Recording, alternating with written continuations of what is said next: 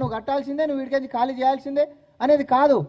ప్రభుత్వం ఒక వెసులుబాటు ఏమిస్తుంది అంటే, మీరు ఇక్కడి నుంచి ఈ ఇండస్ట్రియల్ జోన్స్ అనేటటువంటివి ఉండొద్దు, రేపొద్దున ఒకవేళ ఇండస్ట్రీస్ ఏమైనా ఉండాలంటే అవుటర్ రింగ్ రోడ్ బయట ఉండాలి, కాదంటారా నిరుపయోగంగా పడి ఉంటున్నటువంటి ఈ వెసులుబాటు తీసుకొని మీరు అక్కడ అపార్ట్మెంట్సో లేకపోతే కమర్షియల్ కాంప్లెక్సెస్ కట్టుకుంటే ఈరోజు ప్రభుత్వానికి పైసలు వస్తున్నాయి. ఒక 1000 గజాల ప్లాట్ గిట్ట ఒక ఓనర్కి ఉంటే అక్కడ సబ్ రిజిస్టర్ వాల్యూ 30,000 గిట్ట గజం ఉందనుకోండి, అది ఒక 100 ఫీట్ల రోడ్కు ఉందనుకోండి, అంటే 50% ఆఫ్ సబ్ రిజిస్టర్ వాల్యూ అంటే 15,000 రూపాయలు ఇంటూ 1000 1,50,00,000 రూపాయలు ప్రభుత్వానికి ఆన్లైన్లో కడతాడు. కిషన్ రెడ్డి గారు కేటీఆర్ చెప్పినట్టు అక్కడ కట్టలు తీసుకొచ్చి బ్యాగులు వంచేటటువంటి సిస్టమ్ లేదు. ఇడ దయచేసి స్పష్టత తెలవాలి జనాలకి. జస్ట్ గాలికి మాట్లాడితే సరిపోతుందా? కుంభకోణం ఎప్పుడు జరుగుతుందో నేను చెప్తా. లీజ్ అయిపోయిన తర్వాత ప్రభుత్వానికి అయిపోయినాక భూమి నువ్వు ఏదైతే గ్రిడ్ పాలసీ తీసుకొని వచ్చినావో దాన్ని అప్పనాక అడ్డికి పవసరి నువ్వు అమ్ముకున్నావు చూసినావా అన్నా, నేను ఇది రూపాయికి నేను ఆటోనకు అమ్మేసేస్తే నాకు ఒక చారణ వంచిందా కిక్ బ్యాక్లు పంచుకున్నటువంటిది కిషన్ రెడ్డి కేటీఆర్. మేము ఆ రోజు కూడా గ్రిడ్ పాలసీని వ్యతిరేకించినాం, ఎందుకంటే ప్రభుత్వ భూములు అయితే కాబట్టి. ఈరోజు ఈ పాలసీలో ప్రభుత్వ భూమి లేదు, మళ్ళీ చెప్తా ఉన్నాము.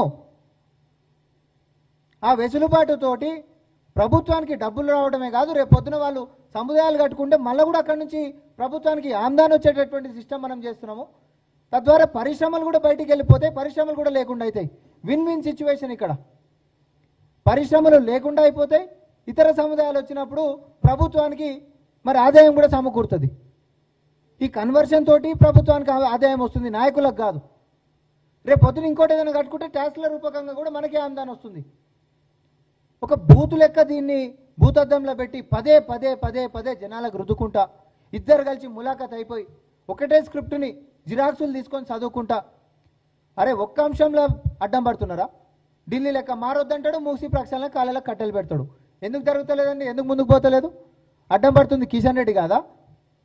రాష్ట్రంలోనేమో ప్రతిపక్షం బీఆర్ఎస్ కేటీఆర్ అనేటోడు హరీష్ రావు అనేటోడు అడ్డం పడితే అక్కడ కేంద్రంలోనేమో కిషన్ రెడ్డి అడ్డం పడుతుండు.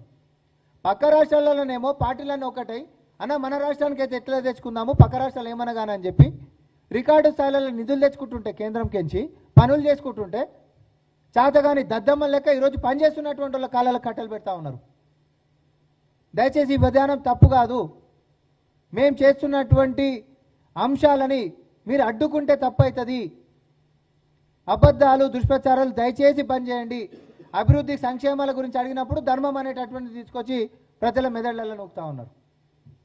అది కూడా ఏమైనా ఉన్నదా అంటే ఏం లేని దాంట్లోకించి లేని కాంట్రవర్సీస్ క్రియేట్ చేసి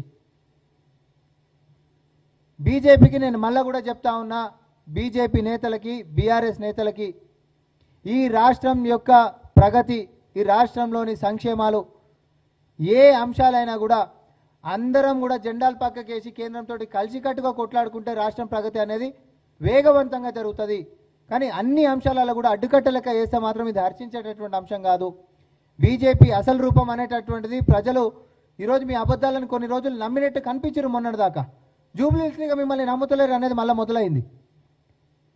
మీ యొక్క పంతా మార్చుకోవాలి, ప్రగతిలో మీరు భాగస్వామ్యం కావాలి, కేంద్రంతో కొట్లాడాలి, కిషన్ రెడ్డి గారు ముందుండాలి, బండి సంజయ్ గారు సహకరించాలి.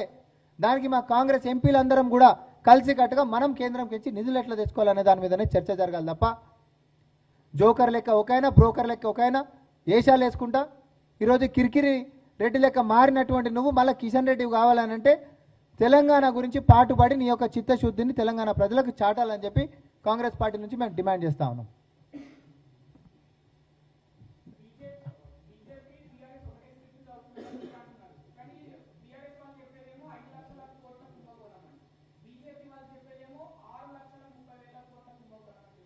నేను అదేనా కదా ఫస్ట్ రోజు మొత్తం వాళ్ళు 5 అంటే వీళ్ళు 5 అన్నారు. అరే మామ నువ్వు నేను ఒకటని అనుకుంటారా, నువ్వు 1,50,000 కోట్లు పెంచా అని చెప్పి ఆయన 5 అంటే వీళ్ళు 6.5 పెంచి తర్వాత మొదలు పెట్టిండ్రు. ఇది ఇట్లుంటే ధర్మం గురించి మాట్లాడిండ్రు.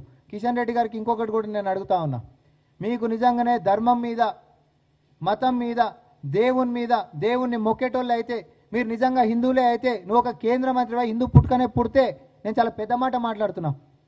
మన దేవాలయాల మీద వేసినటువంటి జిఎస్టీని ఉపసంహరించడానికి ఒక యుద్ధ ప్రాతిపదిక మీద నువ్వు కేంద్రం మీద దండయాత్ర చేద్దాం దా. అరే దేవాలయాల కొబ్బరికాయల కాడికి మొదలు పెట్టుకుంటే అర్చన సేవలు లేకపోతే ఏవి ఇంకేదైనా పూజలు చేసుకుంటే కూడా జిఎస్టీ అండి? కోట్ల రూపాయలు దేవాలయాలకు నోటీసులు ఇచ్చారు జిఎస్టీ కేంద్రము. ధర్మం గురించి మాట్లాడతారు, దేవుళ్ళ గురించి మాట్లాడతారు. అలా ఆర్ఎస్ఎస్ హెడ్ క్వార్టర్స్ పక్కన పార్కింగ్ గురించి ఏమో 1400 సంవత్సరాలు 17 సంవత్సరాల నుంచి రామనామ జపం చేస్తున్నటువంటి గుడిని కూలగొడతారు ఈ పాపాత్ములు. బీజేపీ నాయకులకి నరేంద్ర మోడీ గారు దేవుడు ఉండొచ్చు, కానీ అసలైనటువంటి హిందువులకి 3 మంది దేవతలు ఉన్నారు, ముఖ్యమంత్రి రేవంత్ రెడ్డి గారు చెప్పినట్టుగా. ఈ డిఫరెన్స్ అనేటటువంటి చాలా స్పష్టంగా మళ్ళీ చెప్తా ఉన్నాం. బీజేపీ నాయకులకి అంధభక్తులకి మాత్రం నరేంద్ర మోడీ గారు దేవుడు ఉండొచ్చు, కానీ అసలైనటువంటి హిందువులకి 3 మంది దేవతలు ఉన్నారు. ఎవరి ఆచారాలు, ఎవరి సాంప్రదాయాలు, ఎవరి కట్టుబాట్లు ఎవరివి వారికి ఉన్నాయి, ఎవరి నమ్మకాలు వారికి ఉన్నాయి. ఒకరినొకరు గౌరవించుకోవడం అనేటటువంటిది మన సంస్కృతి, మన సాంప్రదాయాలు, మన ఆచారాలు మనకు నేర్పించిన మన పెద్ద మనుషులు తాతల కాడికించి మన పురాణాలు గవే చెప్పినాయి. దేవాలయాల మీద జిఎస్టీ లేచి ఒక పక్కనేమో ధర్మం గురించి పెద్ద పెద్ద ప్రవచనాలు ఇస్తారు. రోడ్ ఎక్కువ నీ ఎంబడి మేమందరం వస్తాం, మేము వస్తామంటున్నాం కదా కాంగ్రెస్ పార్టీకించి. దాన్ని చిత్తశుద్ధి ఏందో చూపెట్టు. ధర్మం మీద గుడ్ల మీద వేస్తావా జిఎస్టీ? సిగ్గు తెచ్చుకోండి కొంచెమన్నా. బయట సిగ్గు లేకుండా రాజకీయం చేస్తా ఉన్నారు మతం మీద. మళ్ళా పోనీ మీరు వచ్చిన తర్వాత ఇతర మతాల మీద ఏమైనా గిట్ట కట్ చేసిండ్రా? కొత్తగా హిందూ గుడ్ల మీద మాత్రమే ట్యాక్సులు వేసిండ్రు. ఓపెన్ ఛాలెంజ్, ఏడికన్నా చర్చకు వస్తే రండి. ధర్మం గురించి మాట్లాడదామంటే అదొక అంశం, ప్రగతి గురించి మాట్లాడదామంటే అదొక అంశం, కేంద్రం కించి సంక్షేమం నువ్వేం చేసినావు చెప్తుందా అంటే అదొక అంశం. అంతే తప్ప బురద రాజకీయాలు చేసుకుంటా అబద్ధపు ప్రచారాలకు పూనుకుంటా మాత్రం తెలంగాణ ప్రజలు చైతన్యమైనటువంటి వాళ్ళు జూబ్లీహిల్స్లో రిజల్ట్ అనేటటువంటి ఏది ఇచ్చిరో అది మీకు మ్యాండేట్ అయింది. కిషన్ రెడ్డి గారు, జోకర్లు బ్రోకర్ల యొక్క ట్యాగులు మీరు తీసేసుకోవాలి అని అంటే తెలంగాణ మీద చిత్తశుద్ధితో మీరు పనిచేయాలి.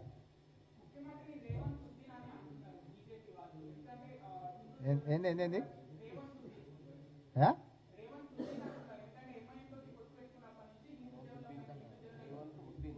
అచ్చా పేరా?